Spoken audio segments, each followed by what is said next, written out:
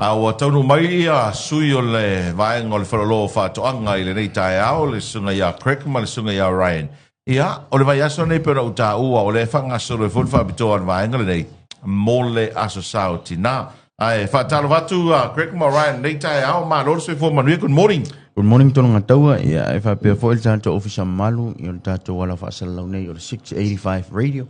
Ia, o lo umpayuntu sa o tuai tātou whaasalau ngai tae o asolua te tasi. Ia le manatu fo ile ono le manunga tātou taimi. Ia ai si talamia whaasalo tātou porklame tu sai o tae am le aso, ia mfufuanga fo. Ia mtapinanga tātou whaloloa. Ia wa ia le tapisa ile sautina. Ia atala no lo le sautina.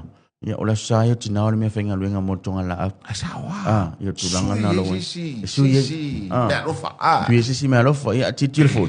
Ia o nei tāpinanga uma moa swapto. O le whonga tau mafa. Isa o risko inga o kako o le lamua. O le lamua.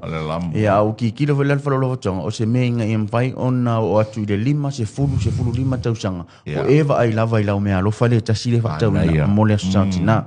E tala whiunga fo i matau o le seufuanga lo o tatu iai. O tāpinanga uma. Ni iampai ona alu luma. Ia mai ai e tae au maso asau. Ia o nisi o lo iampai ona atofa mo tatu whalaulo. Ia o cutting tools. Ia atala no lola le vaenga o cutting tools. Ia o vaenga i titi se ipa ea ia vaenga telo me whenga luenga. Tala whacheta i o le tui. O le suo. O le piki.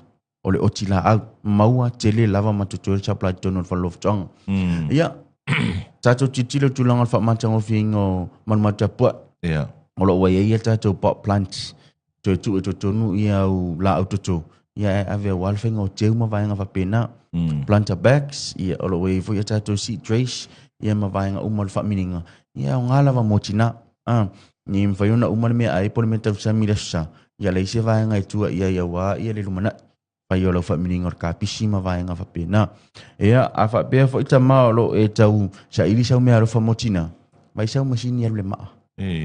Ia o nisine o vaenga le whaaru tato whalau loa. O le Power Works, ia po tato masini alu le maa. Ia e whawhainga o fia ia unga luenga. Ia o se mea lo whataua lavare nā motina. Ina ia mwhaiona e alu lava o tamate whainga luenga. Ia ina whono whatinga ia ma teu langa la au. Ia whailanga e kaku chainsaw na la ititi. Ia unga motina e le maa. Ia o le lawn mower. Ia po tato moa vau toso. E alu fo i le maa.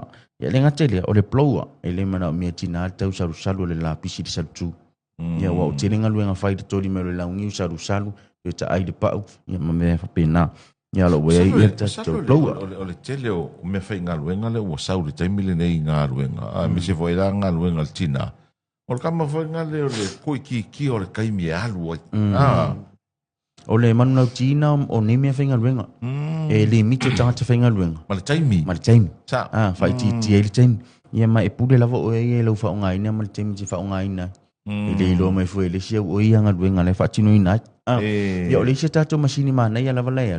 Ia wai pe on ta o le fa ma ia ia le peso o le power tato generator. O tato generator lum fe on fata wina ini tau fa pau. Ia po ni fa la do fun fa lu ni temni tato fa to mole sautina. All right. 2.5 kW. 3.5 o le faafe. Ia o le 6.5 po le ono tesima lima. Ia o mafu angana. Ia o no tatou wha malama ni sine o vaenga. Ia wa ia ini se le o malama i tūlanga nei. E se le KVA. E se le KW. Oh, la le se senga. O lona e se senga. O le KVA. O le au whainga lea o le electricity. Po le real power lea. Po le power sa o le sa o mai lava mai le power. Ia o le KVA e ono iai ia le vano foi le koe reactive le pau pe. Okay. Po le masini ne enfai. Ona tue whaoloina le pau. O le KW. O James ia mo le o le au whainga. Ia o le total power supply. Le whaonga ine tonu. Ia o lau e tise le whaaluina. Ni te ilau o lati o bao James ia. Enfai la vauna e sa idi ai. E ile tase la tu fsidi. Ile se senga o mea. Enfai no matu wha manamana me peon tatu ta ua le tero tatu porkalami. Ia, enfai fo tatu tama ia onga. Ia olona e se senga nga. O le KVA. Ma le KW. Uso leo wha inga o le marolosi. O mea whainga luenga. whaungaina po le total power supply le whaungaina.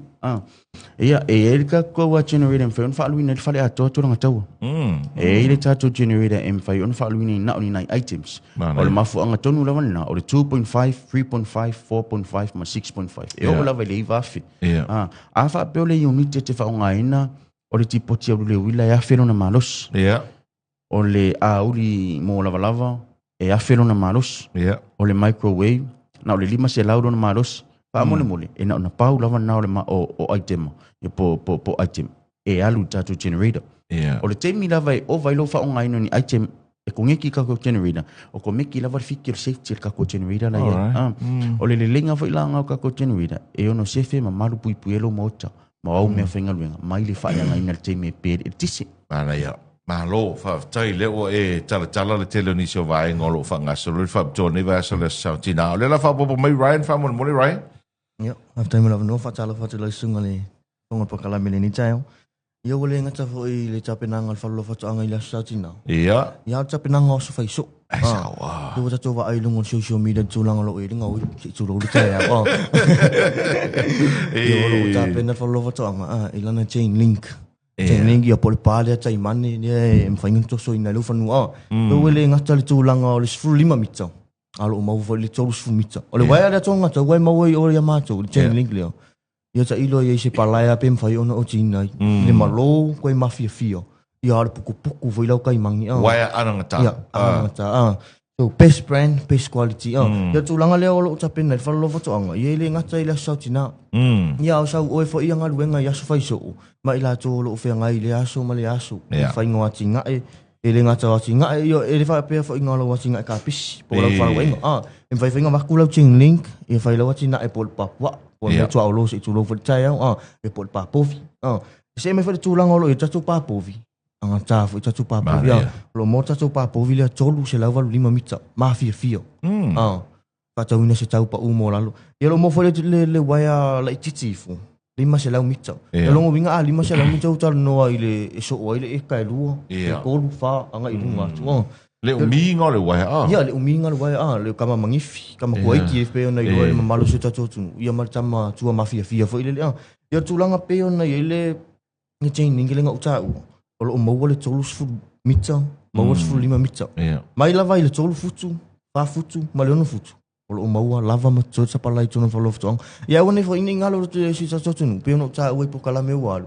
Lo mo tato steel post. Star post lea ere tōti ngā inga e kā mai saula au ko lo tua lao po tua mauta. Ia no whatau sa o lava lau po whaloftoanga. Apply lau 10%. Ia whatau lau po. Ia mwhai lau ngaruenga po lau ati na e o le pos whanua lo e ato whaina e whai lau ati na. Malo, whaftai. O nei o loa I o lo te le wha ma venga le turu au te lo fo o loa I o te na alu te lo taimi ali koe. Ia, sa o le. O tatu o loa ni o lo whai tau wanga na tatu tangas whatau. Ia, wa e ile tasi e ua tinga le tulu wa ia tua ma tango fie mai le toanga le apole atina e lea. O le upo fia wha mamafa o le ananga tau le o loa. Yes. Ia, e fia tau tania fo netula tau. Ia tatu waila au. To tele wata pisele upune o wheat killer. Ola? Wheat killer. Ia, o le waila au whanga vau. Ua, ia inisi o iei whai tionga. E fia awatu le whalolo whatoanga ia le whiau. E alau na pāsia mai le vaen ngā le quarantine, ia le waila au le whatauina le whalolo o loa mo whatoanga. Ia. O no laisi la fia le quarantine. O le waila au le whatauina ia tātou. O le vaila au sa ona e au ngā mo le vau le ola I sa mo nei. Okay. Ia, en whaino mato whapea, it's not about the price. O le last o lau wati nai, ia po o lau ngaluenga le tamu whai whaatinu nai. Le mau e whaloro whatoanga. O le vaila au sa o lawa dia, mo lau vau le te mana o mia. Le winga whamtana. E i le vaila au tasi le aso. E anga mo le vau ta fo ngan mo le vau le ta whawhadi. E i le fitu aso e vai. E i le fitu aso marosi. O winga o ia whamtana. O le fitu aso le mau. E whaiuna e tape ina le tamaring te le. Le mati. O le kuava. O le kava. O le ale mai a o le la au maluna marosi. E mawhai e le whalo o loa o whatoanga. Ilana vai la au lo whatauina. O na tape nei la ak. Le vau povi, vau elefane. ia ele la se pana le vai la au le mo for lo fatu anga e fia so le vai e pa le vai la au le mo for lo fatu round up sting me equiquad Alright. e temini ele o ngase ko fiki ele o ngangi mangeka ele o ngangi kupua vo ngai pongi su nga ma ye fai pire fai ka ko vai la o ke mingi ai kam fai ia se tulo ai tam fai fa mata na na le va tu na tu le vai la au tango fi boleh tu ile le va lo fa nganga lo lu e la tu vai la au tango fi kau le mar malo se va le fa mai me va ko sa ukasiana ko sa ukasiana la kurola ir fa nganga lo ngadu o fa mai me va wa e me le fai mai ia boleh mal mal va o se la fa mai me va ia fa fanga mai pea fa fanga mai pea ai se e fa nganga la ile vai la au le mau fa lo fa tonga uma o il swinga ne vai tau mo mo wina o e tele o mo fo ainga o le vao foi le pe tai pe me le tatu va so ai o le taimia yes o le vao foi le sa kelenga ingi lo mo ya ka forfale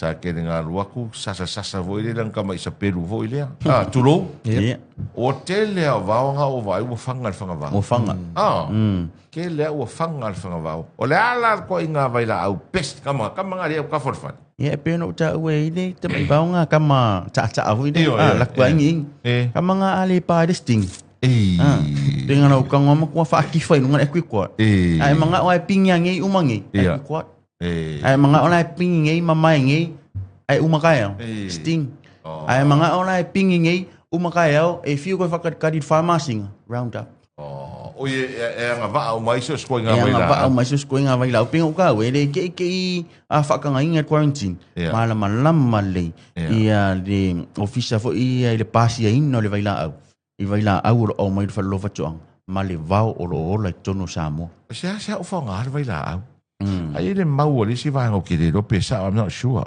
ke so vicina pe fa mai a fanga le va o le vai la au e pe ai o so mai ai de mo le o le va o le anga e lo pesa o nga kala ya ta ilo ia nei ni sia o la to ia na to nga ya ai pe fe no ta ultimo so o le anga na ni fa ta tama ia onga ma tu ti fa mta telene ia fa nga ino le va o ma me va pena ya e moni ai ni so la to tu va tum tu la va pena fa mai o le vai la au le a fa nga ile me de o so me le va o le anga po le la piki po le rosa le ai o le mena ringa fanga i si vai la au malo si fitu aso e tu na tu na pe ale ta tia me na parpala ia o te lo foi e ala no so mai o le la au de anga la vale o le van fi o so mai ale ta no mir vau le la wa la kurva la au ka pere vau ai mo wa lo le ka pe o so mai lo la au ko pinga ko lo la ir round up ia o ma le o la pa fa in kai do nga mafkanga le vau ma vai la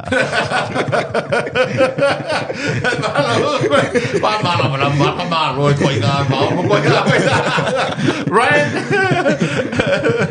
yo no cha cho ele chu o le vai la fa nga va le nga lo cha o te sau pe ma fa ma na tu ma lo cha cho nu ul ma cho vai la le fried orchid lo la cha mai la sau china ama pio o ele le fata huina sa me alo fa mo china ale te mana fa fuol o ke che si china po le ala val toinga funga la awol o mo fali a wona ingalo su wa tu mau to va fa tau sa fried orchid na lo va tu lava mix vai fa ngavau fa fangai ona ola misi mai le minerali fa po mai pala ia la vai la au de fu mai lo le ngata fa fried orchid fried all purpose Yao le ngata foi le yo mana onga masan yo foi so tulanga lo tenki fever yo lo moto so icon tulanga lo ye man fa la fuale di sum si tulong ta ya lo ita chu lon yo lo foi wo vai wo available ta so mai le sum por kam fa pa vai de kum ta costa kam pipi ya por kam fa pa we ngalo ka ma mi lo kam fa pa nga le luar ke mi pa ai lo ke mi lo le kam pipi vo ngal ke wo mangong ya nga lo ngal nga benar kam pinga tengka ise ia ise iring se kipon mang fa fa pipi ar kama panga ngala ko fa mumurut pa ki ai sen mero pa ai ko fa pipi me waris pa mumurut vai mai fa fo ina lo au vai la au ka sfurka la mo malo le tu ia fa ta lo fo tu fo ila ni sunga tof ia o tasina pa angam ta tian fa lo fa tu anga or ka kongwa dia o lo ia ile experience fa nga ingol vai la do le round up ke fa ya ko ere mi sit fa ka uma discount Ava pe fa ko nga la ku le fionga le sunga kofi le falolo. Le pe yo fa fo winga le fa ka ro fa mai fa fo. O sim. O le ringa Rico. Ele o nga kala ngo me ka ro ngi sa mo. O lo tatu ye le tulanga vai la. O le vaenga lo ye vai la o lo fatu wina le falolo fatu anga. Ye vai la o mo inset. E vela au mo pupuina mai lo le fa ma ila au o le fa ma yo manu ila fu manu pe o povi mana moi e vela au e fa fuaina ile la au ia ma vela au la ia e tinei ia le vau po le kila le penta tu tau ia ma le vela au la e suina va ta si male vela au fanga vau ai fanga ina ia tatu vau mo le tau timunga pe nei tatu equilin ia matulanga uma ia o lo fa tau ina fa lo fa tuanga ia al fa manatu awa tātou te o le tau. Ia tātou o le olo anangata. Ne ia mwhai na last and longer. Ia lau titilo maalu le lei maalu tāu ai lau se leni. A one e to recreate mun mulina le alu o lau se leni i le olo tau ngofi. Ia e whatau le alu o lau olo a min lau tupe i le olo anangata. Wai mātou te le whatau ina se tau ngofi ma se tau ngata. Ai mātou te whatau ina i le tau talawheunga. Affordable prices. I se tau talawheunga. Mare o loa o mwhai unwha tau ina alfa lofa tuanga. O vai la au e te rota no mai e Ryan ma whapitoa i o le aru umai ala la e tolu o le whalofa tuanga. Ia pio te tā wana o le maa uwha. Ia tamu whai ngā male ma special se whai whalofa tuanga. E anga wa ai mo tali sa la whai. Anga wa ai la e lua lo tau tua ina nei le mo tu pot. Alright.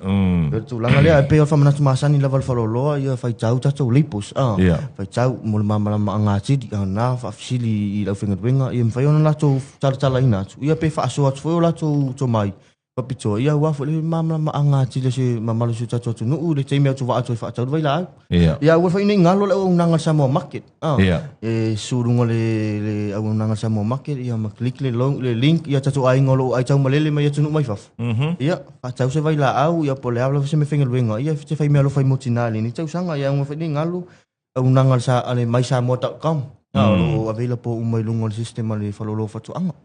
Alo, whaftai tele lava Ryan ma Craig. Craig se whangarawa i se si whaenga te whia whaopopo mai aia li taulunga ina tātou tanoanga whamone. Le wata ua Ryan i tūlanga tātou online shopping. O lona rere. O le oloa e mawhaiona e walk in e whaatau sa mone. E mawhaiona e whaatau ina mawhailunga i tātou online shopping. E le mawhaiona e whaatau ina ia le o loa ni e sila i o loa te whaatau ina mai whafo le ai tu tusa pau umalawa ia le au nanga mwhaina o whaina atu e whalofa tu anga muna i o tātu tangata le ngata sa mone a o atu numo mau ia o nisi nao whamanatu 5 tasi toru tasi ono tātu numo i telefoni mo sare longa lua limon fitu i funga lei lua limon wanu mole la la au tu e tele temi tala a whalfitu le a whalfa a songfua le Australia male astonai a whalfitu ile tasi le tu la ia ile ori ia o nisi nao whamanatu ai mole tu lava ia whaftetele mai te maunei pai mafonga ia al pursili al pulenga male au whenga luenga lau fonga fifia whalolo o lomo whatu anga e whaftai atu ai nau whionga tonga taua ia manamano tātou ofisa wana le se noa le au nanga ia ele mwhaiona o atu i tu e fio le nei ke lope ia le tātou whaasalaunga a whailawa sa misi sau whaafonga anga le tunu pele niso o nanga o se tau tua whale au for company asi nunga o penga te whailangi ni Samoa ki Koto Store Company Limited pe wala o mai tātou numero telefoni a mea te maunei manu ia tele lava singa leu tamatai tau whaasai fua Samoa.